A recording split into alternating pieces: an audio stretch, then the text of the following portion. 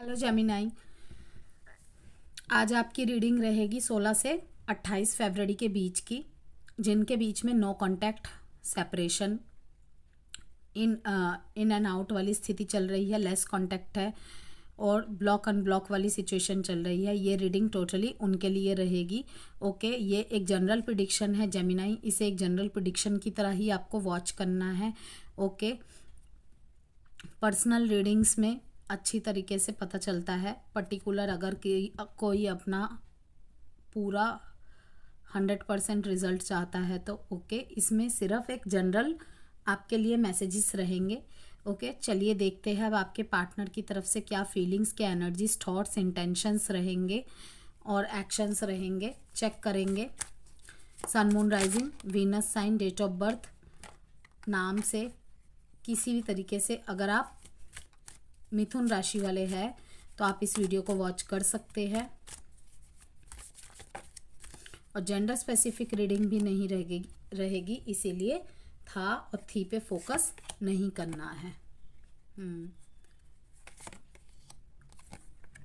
Actions के card तो है, अब बाकी देखते हैं। वाओ, सारे के सारे वॉन्ड्स के कार्ड आए हैं, मीन्स कि यहाँ पे एक्शंस तो है। अब वो किस डायरेक्शन में है, किस तरीके से है, वो हम देखेंगे।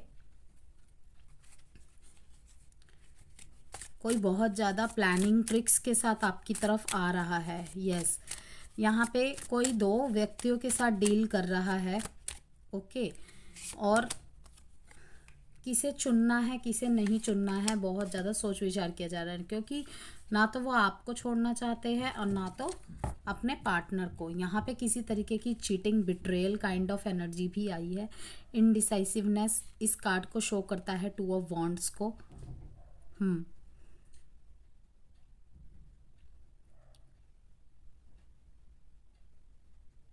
इस अगर आप दोनों के बीच में बिल्कुल सिचुएशन एंड हो चुकी है, इस रिश्ते ने बहुत कुछ सिखाया है आपको भी और आपके पार्टनर को भी।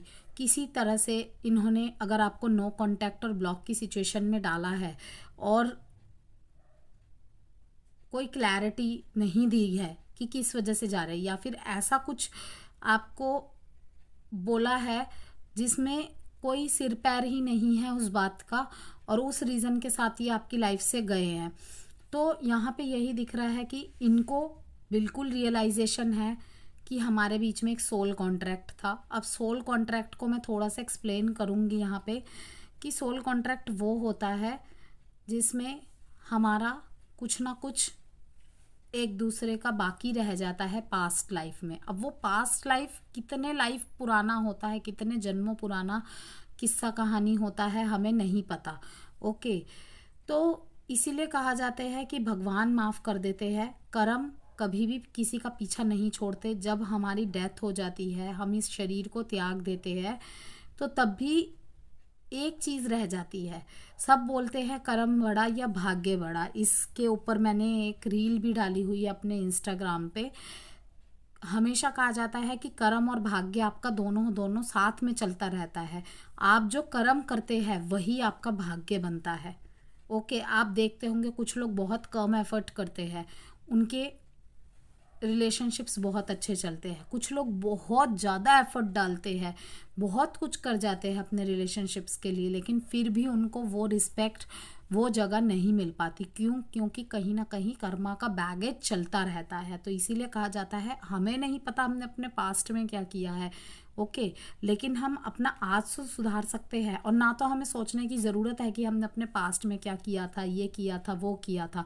आपको पता है कि आप अपने पास्ट को नहीं बदल सकते, बिल्कुल भी नहीं बदल सकते।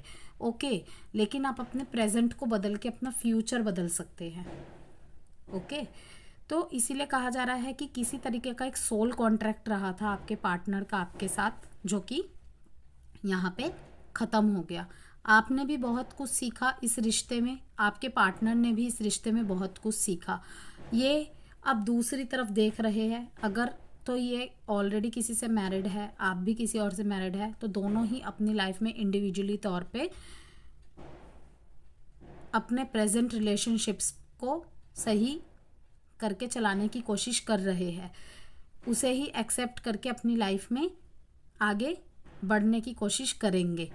क्योंकि कहीं ना कहीं मुझे ऐसा दिख रहा है जेमिनाई, आपके पार्टनर तो अपने, अगर ये मैरिड है, अपने उस रिश्ते में खुश ना भी होते हुए उसको चला रहे हैं। क्योंकि कहीं ना कहीं फैमिली में भी पता चल चुका है, या फिर इनको ऐसी धमकी मिल रही है कि अगर ये सब स्टॉप नहीं हुआ तो फैमिली में बता देंगे, या फिर अगर बच्चे हैं तो बच्चों को लेकर वो छोड़ के चले जाएंगे।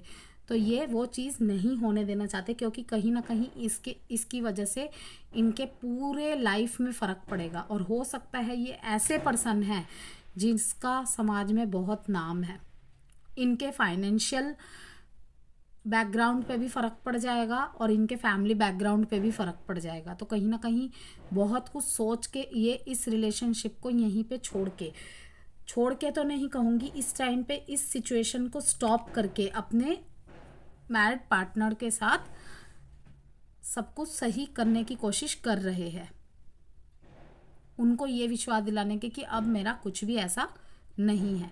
दूसरी एनर्जी ये है कि कोई मीन्स कि आपकी तरफ ऐसा आ रहा है, अगर आप किसी यंग एज अपने से छोटे उम्र के पार्टनर से डील कर रहे हैं तो मैं देख रही हूँ वो आपके साथ एक कम्युनिकेशन, एक क्लैरिटी लाने का सोच रहे हैं, लेकिन अभी भी इनडिसाइसिव मोड में है। क्योंकि इन्हें कहीं ना कहीं पता है कि इनके डिसीजंस की वजह से आप बहुत हर्ट हुए हैं, क्योंकि आपने इस रिलेशनशिप में अपना बहुत इनपुट दिया है। ओके, इन्होंने भी दिया है, लेकिन बीच बीच में इनके डिसीजन, इनकी बातें ऐसी रही है, इनको अच्छी तरह पता है ये आप काफ़ी हर्ट है। तभी हो सकता है कि आपने फिर भी इन्हें माफ़ कर दिया हो, आपके अंदर कोई भी ग्रजिस नहीं है, लेकिन इन्हें कहीं ना कहीं गिल्ट है। इसीलिए इनको ऐसा लगता है कि आपकी तरफ जाएंगे तो वो सारी बातें फिर से याद आ जाएंगी। ऑलरेडी ये नहीं भूल पाए हैं, इन्हें पता है कि इन्होंने आपको कितना हर्ट किया है, लेकिन फिर भी इनका मन करता है कि आपसे थोड़ी बहुत हाय हेलो काइंड ऑफ बातचीत ही करे, कि एज अ फ्रेंड ही अगर रह सके तो रहे। और किसी तौर पे मैं देख रही हूँ कि आप अपने सेल्फ कॉन्फिडेंस को बढ़ा के, अगर आपकी वजह से रिलेशनशिप में कोई प्रॉब्लम आई थी, आप कमिटमेंट नहीं दे पा रहे थे, तो आप एक साहसिक कदम उठाएंगे और अपने पार्टनर की तरफ जाएंगे। किसी तरीके की मीन्स की जीत आपको हासिल मिलते हुए देख रही हूँ मैं अपने रिश्ते में।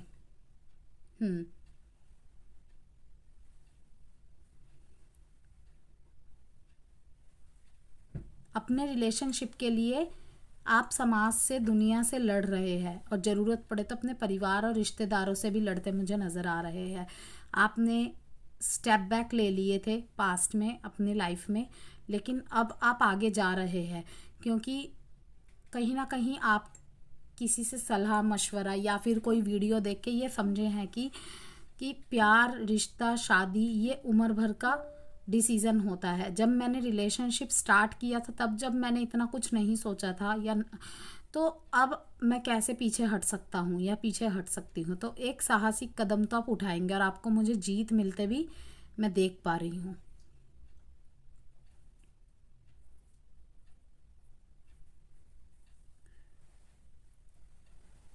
कोई तो है जो अपने मन में ये सोच के बैठा हुआ है जेमिनाई, कि सारी चैलेंजेस को ओवरकम करके वो आपकी तरफ आएंगे। और उनका नेचर ऐसा हो सकता है कि थोड़ा सा स्ट्रिक्ट, अपने आप को ज़्यादा एक्सप्रेस नहीं करते। ओके, लेकिन इनके डिसीज़न प्रैक्टिकल होते हैं और बहुत फ्यूचर का सोच के चलने वाले इंसान हैं, ना कि ये कि आज का सोच के चले। ओके, कि 10 साल बाद क्या होगा, मैं आज अगर शादी कर लूँ, मेरे पास कुछ भी नहीं है, तो कल को जब जिम्मेदारियां आएंगी तब सामने वाला, मेरे परिवार वाले, सामने वाले के परिवार वाले मेरे ऊपर ही उंगली उठाएंगे। तो अगर ये आपको नो कांटेक्ट या इन एंड आउट वाली स्थिति में दिख रहे हैं ना, तो कहीं ना कहीं ये अपनी लाइफ के चैलेंजेस को ओवरकम कर रहे हैं और डेफिनेटली आपकी तरफ भी आएंगे। अगर आपको लग रहा है कि ये आपसे दूर चले गए हैं, आपको भूल गए हैं, तो नहीं, ये नहीं भूले हैं, लेकिन हो सकता है कि आपसे बातचीत बंद कर रखी है, और बातचीत अभी भी नहीं करेंगे। अपने ही एक जिसे कहते हैं ना रूडनेस में बैठे रहेंगे, स्ट्रिक्टनेस में बैठे ही रहेंगे, क्योंकि कहीं ना कहीं इन्हें लगता है कि आपके डिसीजंस कहीं ना कहीं बचकानी वाली हो रही है, इमेच्योर हो रही है, तो ये नहीं कर सकते वैसा। ओके, आपकी हर जिद के आगे नहीं झुक सकते। तो इसीलिए अगर आप समझेंगे तो ठीक है, वरना ये अपने मूड से अपने तरीके से चलने की कोशिश करेंगे। आपको कंट्रोल नहीं करेंगे लेकिन खुद को कंट्रोल करेंगे। चलिए देखते हैं, डेट इंपॉर्टेंट है 2/6 और साइन यहाँ पे ज़्यादातर ही फायर साइन आया है। यहाँ पे Aries, Leo, taurus, Virgo, Capricorn, Libra, Gemini, Aquarius and Aries, Leo, Sagittarius. चलिए देखते हैं, कोई एक्शन होने की उम्मीद है। यहाँ पे देखिए किसी का तो सच सामने आने वाला है कि कोई तो है जो अपने रिश्ते में ईमानदार नहीं है। एक मैसेज ये भी है किसी के लिए, किसी की डिसऑनेस्टी तो सामने आने वाली है। बैलेंस बनाने की कोशिश की जाएगी एक इमोशनल ऑफर, एक इमोशनल स्टेबिलिटी के साथ। जिसके भी पार्टनर एक्शन लेने के मोड में है, मैं देख रही हूँ किसी तरीके का सेलिब्रेशन आप करते नज़र आ रहे हैं।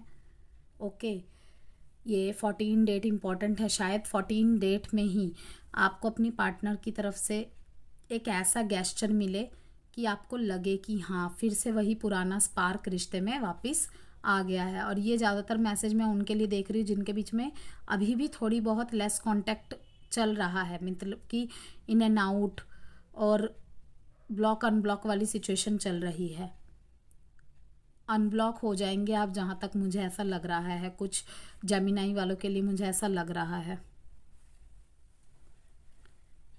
पेशेंस रखना है आपको। ओके, और किसी किसी के लिए तो है कि अगर आपके सामने ये वीडियो 14 डेट में आ रही है तो आपको 14 डेट या 14 डेट से पहले आ रही है, नो मैटर्स की वैलेंटाइन के बाद भी आ रही हो।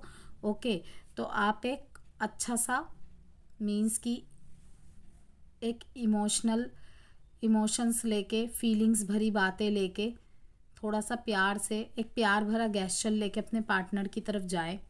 अगर आपकी गलती है तो ओके, मनाने की कोशिश करें। मुझे ऐसा लगता है कि वो मान जाएंगे, या फिर आपके पार्टनर भी ऐसा कर सकते हैं। अब देखते हैं जेमिनी आपके लिए टाइम प्रेडिक्शन कार्ड में से क्या मैसेज आता है। कोई भी एक क्वेश्चन दिमाग में सोचिए, उसके लिए एक टाइम प्रेडिक्शन कार्ड से मैं आपके लिए कार्ड निकालूंगी। इन दिसंबर मंथ, काफ़ी लंबा टाइम हो गया ना। इन दिसंबर मंथ,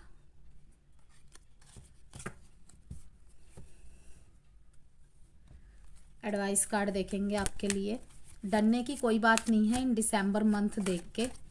ओके, फिर से रीडिंग आएगी, अलग मैसेजेस आएंगे, और अगर देर आए दुरुस्त आए वाले भी अगर आपके साथ होता है तो वो खुशी की ही बात है। किसी का ना होना, किसी का देर से आना, वो ज़्यादा बेहतर है ना। Meditation brings answer. अगर मेडिटेशन करते हैं तो आपको अपने मेडिटेशन के थ्रू से ही आंसर मिलेंगे।